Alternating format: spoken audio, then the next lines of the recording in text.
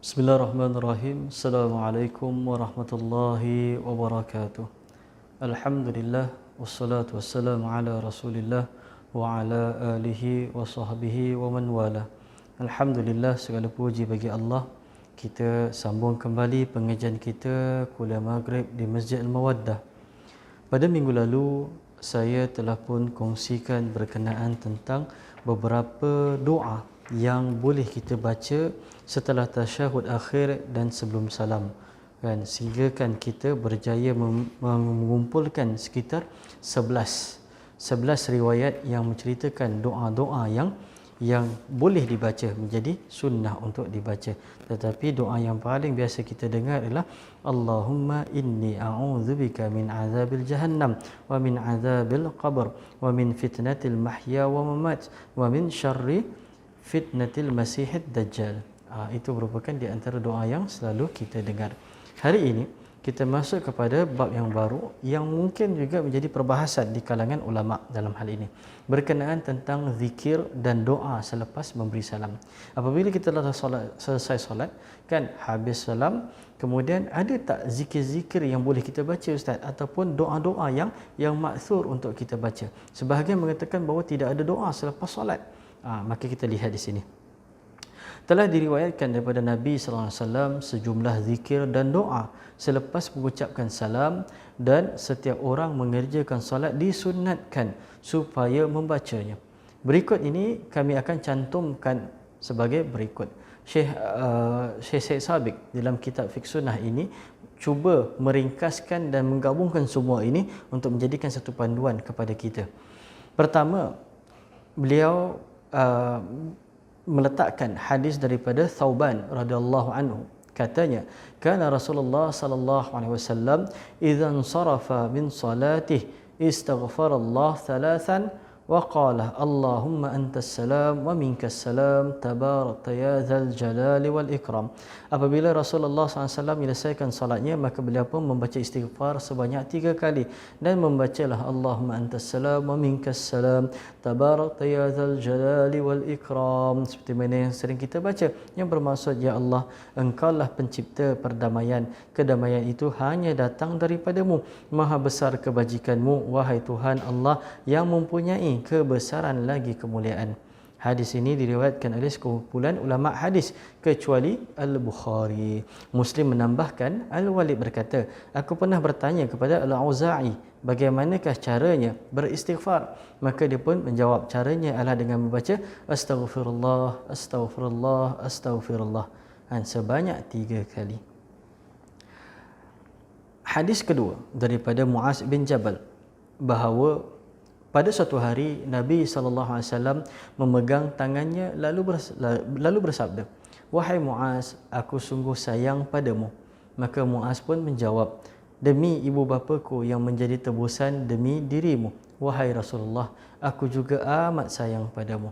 Nabi SAW pun bersabda, wahai Muaz, aku berpesan kepadamu supaya kamu membaca doa berikut ini setiap kali selesai mengerjakan salat. Apa doa dia? Allahumma a'inni ala zikrika wa syukrika wa husni ibadatik. Ya Allah, berilah kepadaku pertolongan untuk mengingatimu, bersyukur dan menyempurnakan ibadah kepadamu. Daripada Abu Hurairah radhiyallahu anhu, Nabi SAW bersabda, adakah kamu bersungguh-sungguh ingin berdoa? Kalau begitu, bacalah Allahumma a'inni ala zikrika wa syukrika wa husni ibadatik. Riwayat yang lain tetapi mempunyai maksud yang sama, kan, dengan bermaksud, ya Allah, berilah pertolongan kepada kami untuk sentiasa mengingatimu, bersyukur dan menyempurnakan ibadah kepadamu. Maka ada juga kita dengar sebahagian daripada kita membaca doa sebegini. Okey. Masyarakat Arab ni dia punya cara bersumpah tu kadang-kadang kita takut dengar. Sebab apa? Apabila Nabi SAW bertanya, ya Muaz, inni uhibbuka, sungguhnya aku sangat sayang padamu, maka jawab Muaz ni, dia nak sampaikan maksud, aku lebih sayang daripada macam mana kamu sayang. Tetapi cara perkataan tu digunakan bi abi anta wa ummi ya Rasulullah. Demi aku bersumpah demi nama bapakku dan juga nama ibuku. Dan juga demi dirimu ya Rasulullah, aku lebih sayang. Itu menampakkan kesungguhan mereka. Walaupun cerita hadis ni ceritakan tentang doa yang Nabi ajarkan pada Muaz, tapi begitulah sampai apabila Nabi SAW bertanya pada para sahabat bagaimana kecintaan itu melampaui daripada kecintaan orang tuanya. Kan orang tua yang menjaga kita, kan orang jaga Muaz, yang membesarkan Muaz, tapi kecintaan itu melebihi daripada apa yang ada di situ. Begitulah para sahabat ketika mana mereka menyayangi Rasulullah sallallahu alaihi wasallam.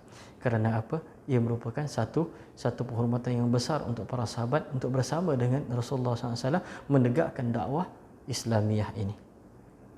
Hadis yang ketiga pula daripada Abdullah ibn Zubair, katanya, apabila Rasulullah sallallahu alaihi wasallam telah selesai mengucapkan salam pada setiap akhir salat, maka baginda pun membaca la ilaha illallah wahdah la syarikalah lahul mulku wa lahul hamdu wa huwa ala kulli syai'in qadir la haula wa la quwwata illa billah wa la na'budu illa iyyah ahlan na'mati wal fadli wath thana'i wal hasan la ilaha illallah mukhlishina lahuddin walau karihal kafirun. Tiada Tuhan melainkan Allah sahaja, tiada sekutu baginya, baginyalah kerajaan dan puji-pujian. Dia maha kuasa untuk melakukan segala sesuatu, tiada daya dan upaya kecuali dengan Allah, dan kami tiada menyembah hanyalah kepadanya, Tuhan pemilik kurnia, keutamaan dan puji-pujian yang baik. Tiada Tuhan melainkan Allah. Kami telah membulatkan pengabdian kepadanya semata, walaupun orang-orang musyrik tidak suka. Besar dalam urusan ini. Maka apa bacaan dia? La ilaha illallah wahdah la syarikalah lahul mulku wa lahul hamdu wa huwa ala kulli syai'in qadir la haula wa la quwwata illa billah wa la na'budu illa iyyah ahlan na'mati wal fadli wath thana'il wal hasan la ilaha illallah mukhlishina lahuddin walau karihal kafirun. Seterusnya hadis daripada Al-Mughirah bin Syu'bah, katanya setiap kali selesai mengerjakan solat fardu, Rasulullah SAW biasa membaca la ilaha illallah wahdah la syarikalah lahul mulku wa lahul hamdu wa huwa ala kulli syai'in qadir Allahumma la mani lima a'taita wa la mu'ti lima mana'ta wa la yanfa'u dzal jaddi minkal jadd. Itu merupakan riwayat daripada Al-Mughirah. Sekitar kita mempunyai kumpulan hadis sekitar 19 hadis yang kita akan cuba habiskan pada hari ini. Maka kita dengar tadi beberapa bacaan yang dibaca setelah solat. Diterima daripada Uqbah bin Amir, katanya, aku diperintah Rasulullah SAW agar membaca surah Al-Falaq dan surah An-Nas pada setiap kali selesai mengerjakan salat. Sedangkan menurut riwayat Ahmad dan Abu Daud berbunyi, aku agar membaca muawwizat, iaitu apa? Surah Al-Ikhlas, surah Al-Falaq dan juga surah An-Nas. Sebagai riwayat pula mengatakan bahawa diperintahkan, Uqbah bin Amir diperintahkan untuk baca. Tapi penambahan riwayat daripada Ahmad dan Abu Daud menyebutkan sebagai muawwizat. Muawwizat apa? Qul a'udzu. Qul a'udzu. Okey. Lepas tu dilihat sebenarnya kita panggil sebagai tiga qul lah. Qul huwallahu ahad, qul a'udzu birabbil falaq, qul a'udzu birabbin nas. Daripada Abu Umamah bahawa Nabi SAW bersabda, sesiapa membaca ayat Al-Kursi pada setiap kali selesai mengerjakan salat, maka tiada yang akan menghalanginya masuk syurga kecuali mati. Hadis riwayat Imam An-Nasa'i dan At-Tabrani. Daripada Ali radhiyallahu anhu membawa maksud yang hampir sama. Nabi SAW pun bersabda, Nabi SAW bersabda, sesiapa yang membaca ayat Al-Kursi pada setiap kali selesai mengerjakan solat fardu, maka dia berada dalam lindungan Allah sampai datang waktu solat yang berikutnya. Diriwayatkan oleh Tabrani dengan sanad yang hasan. Daripada Abu Hurairah yang ketujuh pula, daripada Abu Hurairah radhiyallahu anhu bahawa Nabi SAW bersabda, sesiapa yang baca tasbih sebanyak 30 kali setiap selesai mengerjakan salat, tahmid 33 kali dan takbir 33 kali hingga jumlahnya 99 kali. Dan untuk menggenapkan hitungan 100, maka dia pun baca la ilaha illallah wahdahu la syarikalah lahul mulku wa lahul hamdu wa huwa ala kulli syai'in qadir. Maka segala kesalahannya diampuni Allah walaupun sebanyak buih di lautan. Maka doa-doa ni merupakan yang kita baca dan dihimpunkan berdasarkan beberapa aturan hadis. Maka sebenarnya di sini sebenarnya ada doanya. Persoalan mungkin terjadi tentang sama ada kita berdoa beramai-ramai ataupun bagaimana. Tapi ada tak doa selepas solat? Ada. Daripada Ka'ab bin Ujrah dari Rasulullah SAW sabdanya, bacaan yang tidak akan mengecewakan pembacanya atau pelaksananya pada setiap kali selesai mengerjakan solat fardu ialah membaca 33 kali tasbih, 33 kali tahmid ditambah dengan 34 kali takbir. 33 tasbih, 33 tahmid dan 34 kali takbir. Ini merupakan riwayat daripada Ka'ab bin Ujrah. Diriwayatkan oleh Muslim. Daripada Sumayyah dari Abi Saleh daripada Abu Hurairah, pada para fakir miskin dari kalangan kaum muhajirin datang menjumpai Rasulullah SAW seraya mengadu, orang-orang kaya memperoleh kebahagiaan dengan darjat yang lebih tinggi dan kesenangan abadi. Maka Nabi pun bertanya, mengapa demikian? Maka mereka pun berkata, mereka mengerjakan solat sebagaimana kami mengerjakan solat. Mereka berpuasa sebagaimana kami berpuasa. Mereka bersedekah sementara kami tidak sanggup melakukannya kerana miskin. Okay? Mereka bersedekah tadi, mereka memerdekakan hamba sahaya tetapi kami tidak mampu melakukannya. Maka Rasulullah SAW pun bersabda, mahukah kamu aku ajarkan sesuatu agar kamu dapat mengejar orang-orang yang mendahului kamu dan mendahului orang-orang yang berada di belakang kamu, hingga tidak seorang pun yang lebih mulia daripadamu melainkan orang-orang yang berbuat seperti yang kamu lakukan. Maksudnya di sini apa? Orang-orang fakir miskin daripada golongan muhajirin ni, dia mengeluh dengan Rasulullah, ya Rasulullah, untungnya orang-orang kaya ni Rasulullah. Sebab apa? Dia puasa, kita pun puasa. Kan? Dia solat, kita pun solat. Tapi bila bersedekah, dia bersedekah, kita tidak, pasal kita tak ada duit. Kan? Dan bila merdekakan hamba, dia boleh merdekakan hamba, tapi kita tidak sebab kita tak ada duit. Maka Nabi SAW pun cakap, nak tak Nabi ajarkan yang mana satu perkara tu kamu akan berada bersama-sama dengan mereka, bahkan kamu akan lebih awal daripada mereka untuk berada di pintu tadi. Maka apa mereka jawab? Tentu, mahu wahai Rasulullah.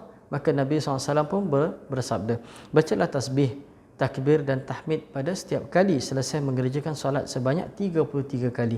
Tidak berapa lama kemudian, fakir miskin di golongan muhajirin ini pun kembali menjumpai Rasulullah SAW dengan berkata, rakan-rakan kami daripada kalangan yang kaya itu telah mendengar apa yang kami lakukan sehingga mereka melakukannya juga. Maksud mereka pun senang hati mereka balik. Kan, mereka lakukan zikir ini. Dan orang-orang kaya itu pun dengar peristiwa tersebut dan dia juga melakukannya. Maka mereka pun kejar juga dalam hal tu. Maka Nabi SAW bersabda, itu adalah kurniaan Allah yang diberikan kepada sesiapa yang dikendakinya. Maka orang-orang fakir miskin cakap, mereka pun buat, maka mereka akan lebih ataupun tidak, ia merupakan kurniaan Allah. Kan Allah Ta'ala akan berikan kepada siapa yang dia inginkan. Selanjutnya, kata Sumayyah, aku pun menceritakan hadis ini kepada beberapa orang keluarga. Mereka malah berkata, kamu salah faham. Sebenarnya, sabda Nabi SAW adalah membaca tasbih 33 kali, tahmid 33 kali dan takbir 33 kali. Bukan bermaksud semua itu sebanyak 33 kali. Kemudian aku kembali menjumpai Abu Saleh dan aku sampaikan hal kepadanya. Lalu dia menarik tanganku seraya berkata, Allahu Akbar wa subhanallah walhamdulillah, wallahu Akbar wa subhanallah walhamdulillah. Dan seterusnya sehingga kesemuanya itu berjumlah 33 kali. Dia bukan asingkan, dia buat sekali arung. Dalam hal itu diterangkan dalam sebuah hadis sahih bahawa seseorang hendaklah membaca tasbih sebanyak 25 kali, tahmid sebanyak 25 kali dan takbir sebanyak itu juga. Lalu membaca la ilaha illallah wahdahu la syarikalah lahul mulku wa lahul hamdu wa huwa ala kulli syai'in qadir sebanyak 25 kali. Daripada Abdullah bin Amr katanya, Rasulullah sallallahu alaihi wasallam bersabda, ada dua perkara yang apabila dilakukan secara berterusan, seseorang itu akan dimasukkan ke dalam syurga. Kedua-dua perkara tersebut merupakan amalan yang sangat mudah. Maka para sahabat pun bertanya, apakah itu wahai Rasulullah? Nabi SAW pun bersabda, hendaklah kamu bertahmid kepada Allah, bertakbir dan bertasbih pada setiap kali selesai mengerjakan solat fardu, dan setiapnya dibaca sebanyak 10 kali. Jika kamu hendak tidur, maka bacalah tasbih dan takbir dan tahmid sebanyak 100 kali. Jadi jumlah keseluruhannya pada lisan adalah 250 kali, tetapi dalam timbangan berjumlah 2500 kali. Oleh kerananya, siapakah antara kamu yang mampu melakukan kejahatan sebanyak 2500 kali selama sehari semalam? Maka mereka bertanya lagi, jadi bagaimana kalau orang yang melakukannya hanya sedikit? Maka Nabi SAW pun bersabda, syaitan mendatangi salah seorang kamu pada waktu mengerjakan salat, lalu membisikkan keperluan ini dan itu hingga orang itu tidak membacanya. Kemudian syaitan tadi mendatanginya lagi pada waktu malam sehingga seorang itu tertidur dan tidak membacanya. Abdullah pula berkata, aku melihat Rasulullah SAW menghitung bacaan-bacaan tersebut dengan tangannya. Kan panjang hadis ni ceritakan kelebihan mereka yang bertasbih tadi.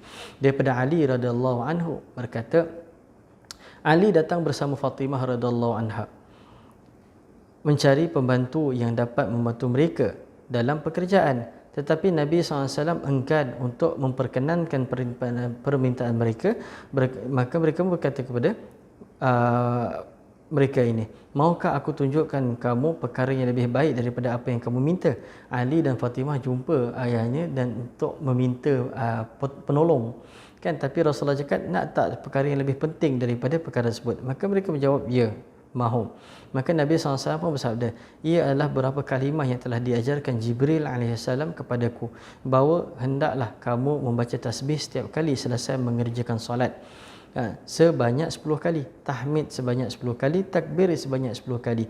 Kemudian apabila kamu hendak tidur, maka bacalah tasbih sebanyak 33 kali, tahmid sebanyak 33 kali dan takbir sebanyak 34 kali.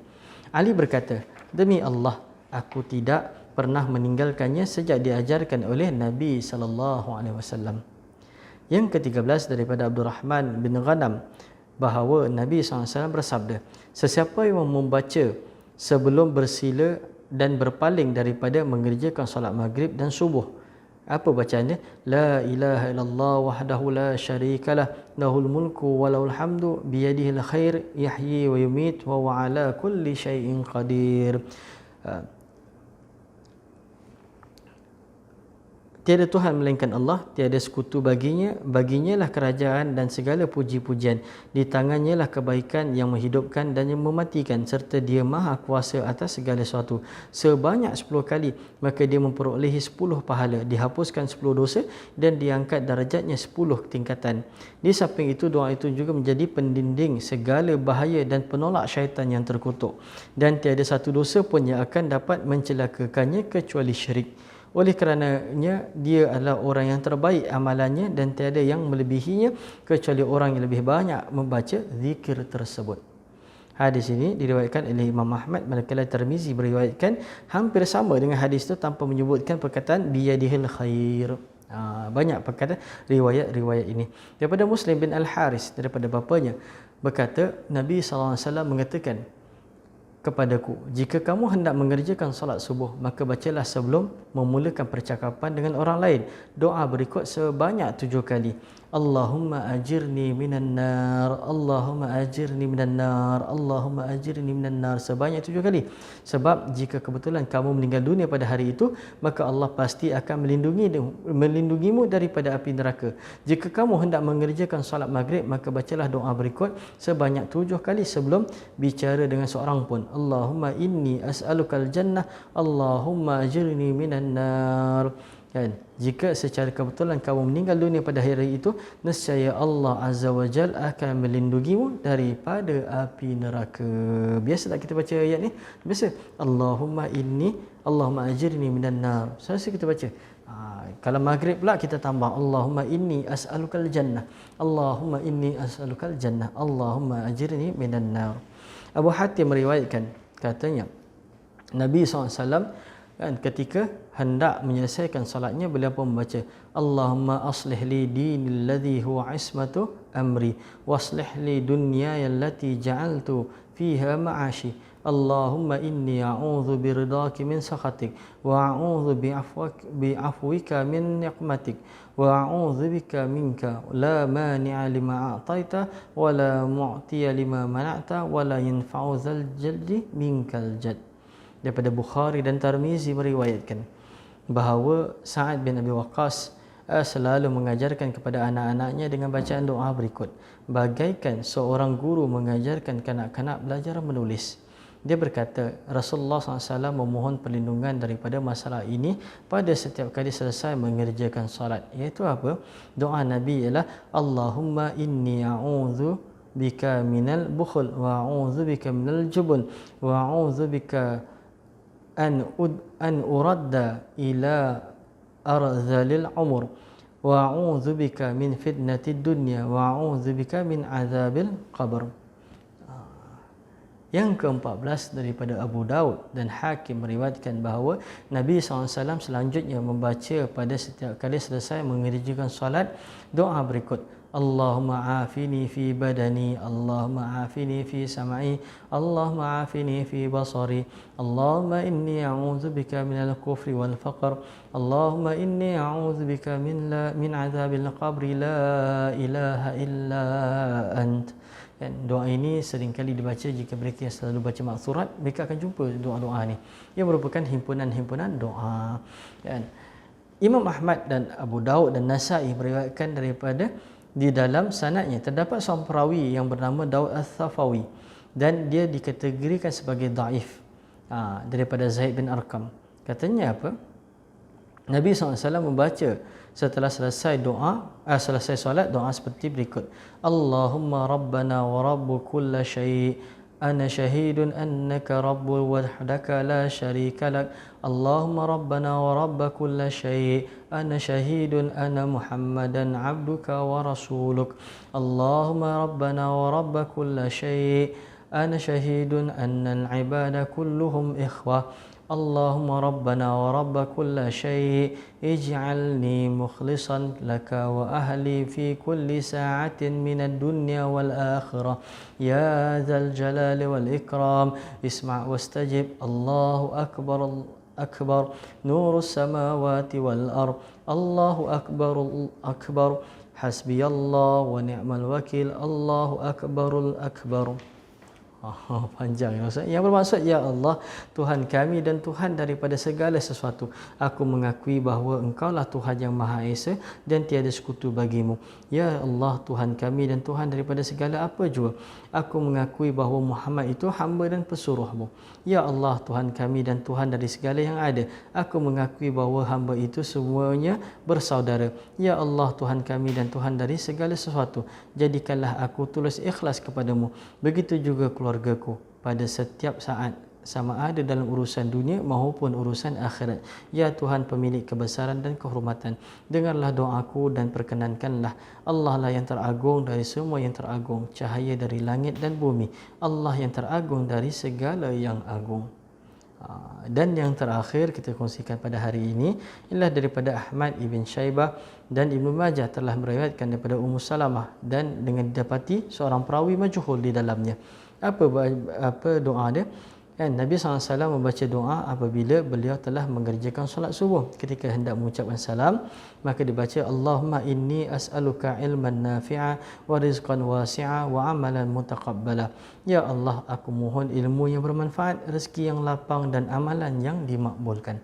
Keseluruh 19 riwayat ini menceritakan tentang inilah beberapa perkara yang terjadi apabila seseorang itu telah selesai melakukan solat. Hanya sahaja kita memilih doa yang bagaimana. Terdapat doa daripada Ali, daripada Abu Hurairah, kan, terdapat doa daripada berbagai sahabat. Maka kita perlu faham bahawa adanya doa selepas ataupun zikir selepas solat. Tapi mungkin menjadi persoalan, ada tak doa beramai-ramai? Kan, sebab tu kita kena faham satu persatu.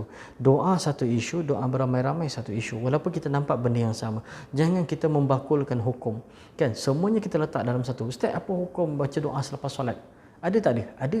Macam mana ustaz boleh cakap macam itu? Boleh ada. Sedangkan dia tak ada. Bila kita baca ramai-ramai, yang tak ada baca ramai-ramai, yang baca doa tu ada.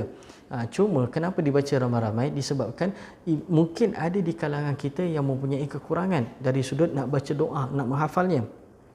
Maka mereka perlukan bimbingan daripada